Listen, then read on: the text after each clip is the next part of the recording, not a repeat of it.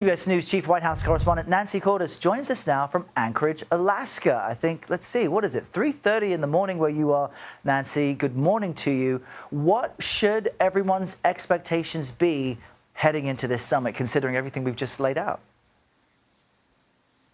Well, President Trump seems to be adjusting expectations to some degree, Errol. Initially, he was saying that he was going to be hashing out land swaps, trading territory, Ukrainian territory with Putin. And that really alarmed many European leaders and Ukrainian leaders who said, you know, those kinds of details should not get worked out without Ukraine at the table.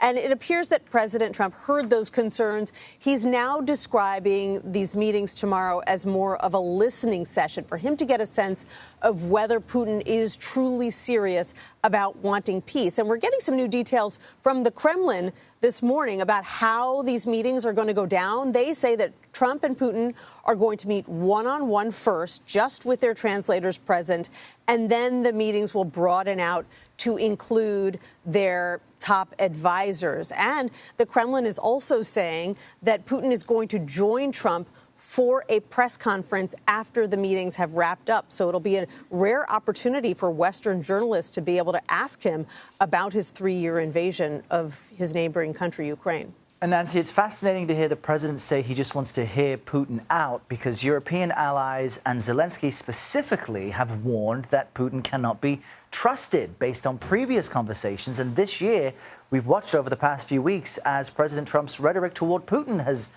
worsened.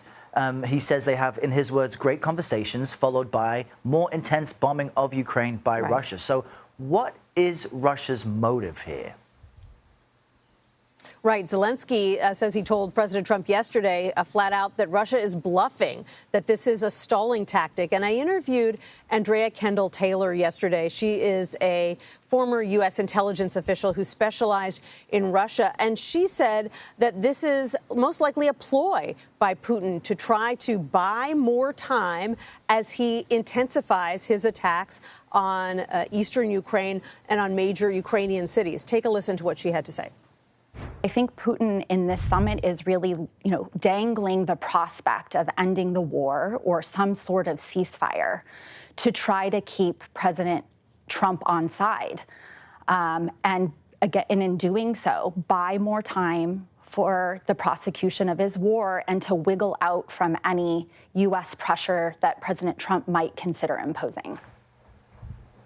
She added, Errol, that Putin may be alarmed by some of the tougher talk that you mentioned coming from President Trump, threatening more sanctions, threatening more tariffs, and that may be the reason that he is suddenly pushing for talks with Trump now.